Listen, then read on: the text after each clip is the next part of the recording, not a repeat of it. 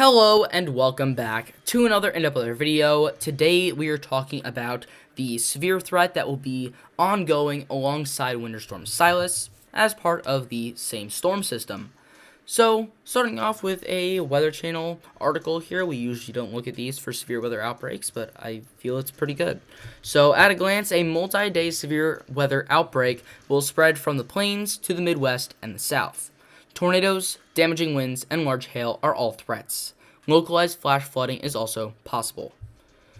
So, we're going to look at the severe thunderstorm forecast in a minute, but I do want to look at this for the heavy rain threat.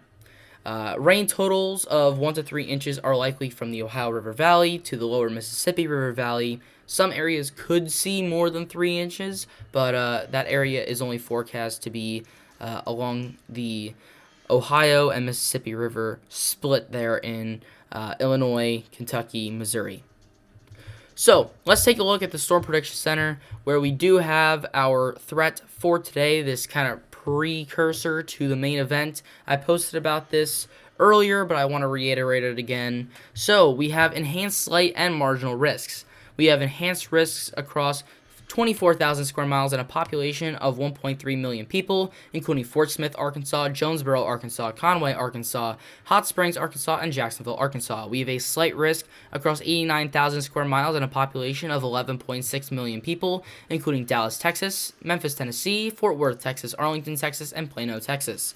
We have a marginal risk across 116,000 square miles and a population of 12.3 million people, including San Antonio, Texas, Austin, Texas, Nashville, Tennessee, Louisville, Kentucky, and Shreveport, Louisiana.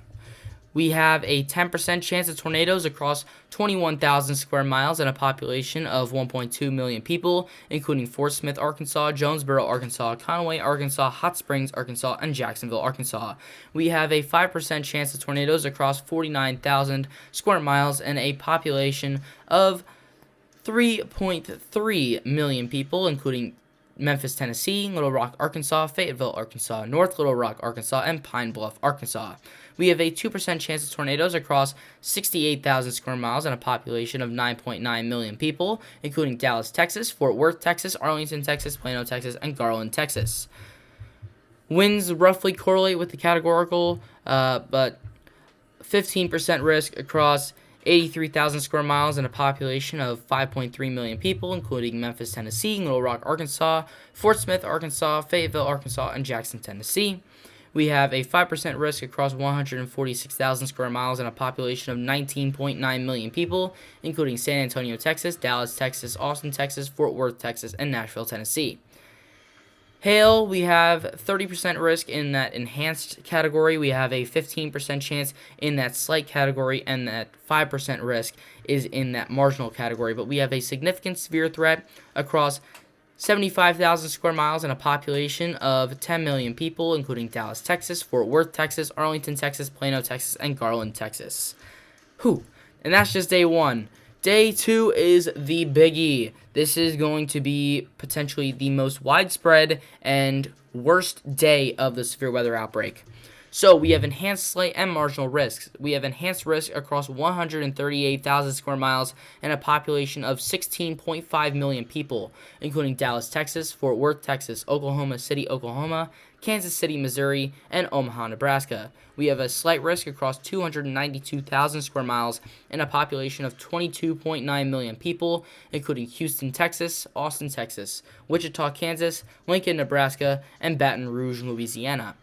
We have a marginal risk across 246,000 square miles and a population of 38.9 million people, including Chicago, Illinois, San Antonio, Texas, Indianapolis, Indiana, Memphis, Tennessee, and Milwaukee, Wisconsin. We have a 10% chance of tornadoes and a significant severe threat across 84,000 square miles and a population of 7.3 million people, including Oklahoma City, Oklahoma, Kansas, Missouri, Kansas City, Missouri, Omaha, Nebraska, Tulsa, Oklahoma, and Des Moines, Iowa. We have a 5% chance of tornadoes across 278,000 square miles and a population of 27.1 million people, including Houston, Texas, Dallas, Texas, Fort Worth, Texas, Arlington, Texas, and Wichita, Kansas. We have a 2% chance of tornadoes across 217,000 square miles and a population of 31.1 million people, including Chicago, Illinois, Indianapolis, Indiana, Austin, Texas, Memphis, Tennessee, and St. Louis, Missouri. Winds roughly correlate, so the slight and marginal risks, or the slight and enhanced risks, 15% chance of strong winds. That marginal risk is a 5% chance of strong winds. And hail, 30% chance for that enhanced risk, 15% chance for that slight risk, and 5% chance for that marginal risk. But we have a significant severe threat across 187,000 square miles and a population of 20 million people, including Dallas, Texas, Austin, Texas, Fort Worth, Texas, Oklahoma City, Oklahoma, and Kansas City, Missouri. Day 3 outlook. We have a enhanced slight and marginal risks. We have enhanced risks across 237,000 square miles and a population of 20 million people, including Indianapolis, Indiana, Memphis, Tennessee, St. Louis, Missouri, Shreveport, Louisiana, and Little Rock, Arkansas. We have slight risks across 304,000 square miles and a population of 42.5 million people, including Chicago, Illinois, Milwaukee, Wisconsin, Nashville, Tennessee, New Orleans, Louisiana, and Cincinnati, Ohio. We have marginal risks across 202,000 square miles and a population of 40 million people, including Houston, Texas, Dallas, Texas, Detroit, Michigan, Columbus, Ohio, and Fort Worth, Texas. Let's take a look at the NAM 3-kilometer model, where we can see here as this low pressure system starts to move into the Great Plains, we start to see all of that moisture getting pulled up from the Gulf of Mexico. We start off with the Monday, Tuesday severe threat, where we could see spotty showers and thunderstorms up along in areas of Nebraska, Kansas, Oklahoma, Arkansas, Louisiana, and Texas. Most of these thunderstorms are going to be spotty supercells that pop up, and eventually we see our line of thunderstorms form. This is now into Wednesday, as we start to see, which is Wednesday is in here, this risk. We could see that widespread line of thunderstorms, but the major day, which is Tuesday, is going to be pop-up supercells that could almost immediately start to form tornadoes, and eventually we start to see here a line of thunderstorms form, a cohesive line of thunderstorms form right around, this is, let's call that 8 p.m. Tuesday night in parts of Iowa and Nebraska. And eventually we start to see areas such as Omaha and Lincoln, Nebraska, start to see those impacts from that line of thunderstorms right around, that is 9 p.m. Central Time. Now, as we continue to move through this severe threat, we see that line of thunderstorms starting to move into areas such as Des Moines, Iowa. This is right around midnight Wednesday morning, and into Kansas City, Missouri around 1 a.m. Central Time, as well as maybe even into the Twin Cities in that time frame as well. We continue to see that line of thunderstorms move further south, and we start to see areas such as Joplin and Springfield get impacts here. This is right around 6 a.m. Wednesday morning. Then we start to see that severe threat start to kick back up again, and we see areas such as St. Louis starting to get into some of the action here. This is right around, let's call that 2 p.m. Central Time, and Chicago starts to see some thunderstorms here. Let's call that 5 p.m. Central Time Wednesday.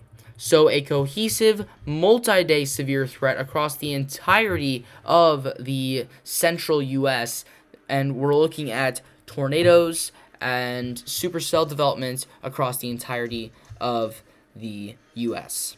So, mixed layer cape. This is the energy for thunderstorms. We can see here already areas close to 4,000 joules per kilogram of energy, and we continue to see some of those areas get close to 4,000 joules per kilogram. That means that anything in these areas right in here Supercell can pop up, and we start to see incredible growth in any sort of thunderstorm activity.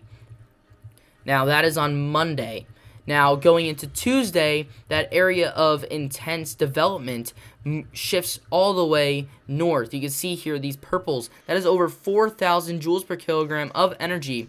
Anywhere in these reds or purples, you could see a supercell pop up and blow up almost immediately into a possible tornado-producing cell. Then we start to move into Wednesday, where we see another area in Arkansas, Texas, Louisiana pop up there as well, where you can see those supercell development. But at this point, we have our line of thunderstorms that forms in parts of Nebraska, and that just eats up and develops more energy out in front of that cold front.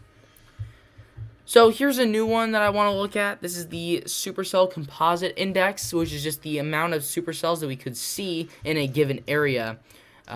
And we could see areas, especially on Tuesday, get into the high amounts of that range. So potentially up to that 45 mark, which is almost maxing out this scale here. So we could see 49 right there. So we could see supercells pop up in multitudes of actual supercells popping up and having that energy to sprawl into major tornadic supercells. And that is what we use our significant tornado parameter for.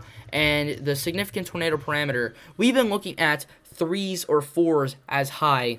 Oh, this storm is going to say, hold my beer, as we start to see, look at this. That is 5, even areas above 5 potentially. Look at that, 6.8. We have areas close to 7 as well. Look at that, 8.7, 9.3. These are out of 10. And this is where we have that significant risk of EF2, EF3, EF4, EF5 tornadoes spawning out of supercells that are almost undetectable from these weather models. At the moment, we have these mesoscale models, which are great and all, but for severe weather, they're not good enough. When eventually we get the technology to have microscale weather models, we could start to forecast those supercells and when they develop. But at the moment, we do not have the technology to forecast the supercells that could be forming throughout the day, Monday, Tuesday, Wednesday. So, if you get a tornado warning on your phone, make sure you have emergency alerts set up on your phone. Just when you get the alert, go into your safe place, either a basement or a closet with no windows or doors. Just an interior located area of your house or an area underground. Ideally, somewhere underground and centrally located to stay the safest in your house. Stay safe, everybody. Make sure you have a plan in place. And for any more updates, stay tuned here as I'll be making updates as they come or as needed throughout the rest of the week. But that is all I have for today. Stay safe. Thank you guys for watching, and I'll see you guys next time.